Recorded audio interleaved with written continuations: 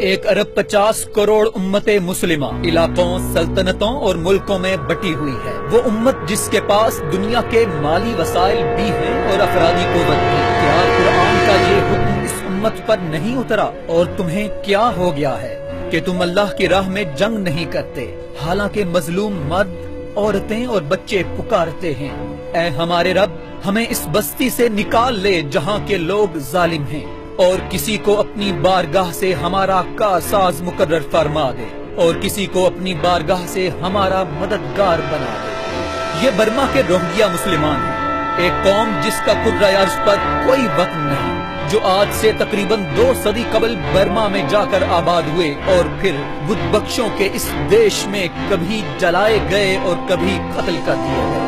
जमीन छोड़कर खुद को समुद्र की लहरों के सुपुर्द किया तो उनकी कश्तियों को किसी मुल्क ने अपने साहिल पर उतरने न दिया।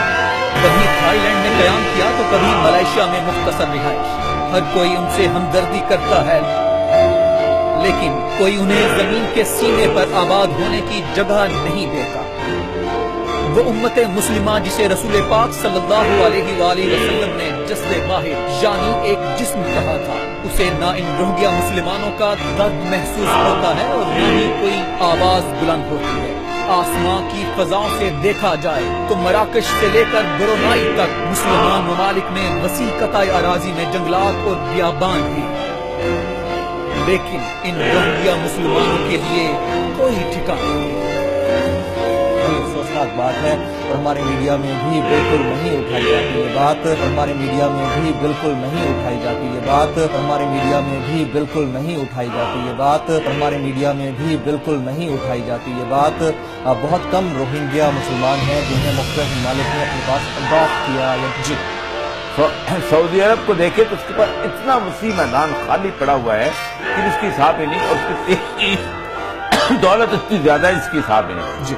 ईरान जो है पाकिस्तान से तकरीबन 4 गुना बड़ा मुल्क है जमीन के हिसाब से, और 6 करोड़ की पॉपुलेशन है जी। आप उसके उड़ते जाइए ना जायदान से आगे किरमान और ये सारा, आपको खाली कतई अराजी मिलेगी। ठीक, इराक में तो चलो जंग हो रही है, शाम में तो जंग हो रही है, मिस्र खाली पड़ा हुआ है, लेकिन ये 2 मुल्क बहुत अमीर मुल्क हैं। ये शाम में जाके लड़ेंगे, ये इराक में जाके लड़ेंगे, ये दोनों मुसलमान भाइयों का खून बहाएंगे मसलक के नाम के ऊपर।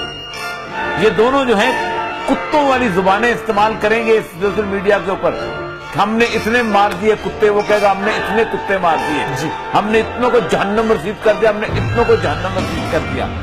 लेकिन इन मुसलमानों की आवाज कोई नहीं उठता, लेकिन इन मुसलमानों की आवाज कोई नहीं उठता, लेकिन इन मुसलमानों की आवाज कोई नहीं उठता, कभी कोई नहीं उठता। इतनी वाज़ेह है, मुसलमान तो बात की बात है भाई, अल्लाह तो सबके लिए हुक्म दे रहा है तुम्हें कि जो भी करियत जालिम में पुकार कर अल्लाह से कहते हैं हमें कोई हमारा मददगार भेज दो, तो तुम्हारी ये ड्यूटी है एज ए मुसलमान के जाओ उसको करियत जालिम से निकालो।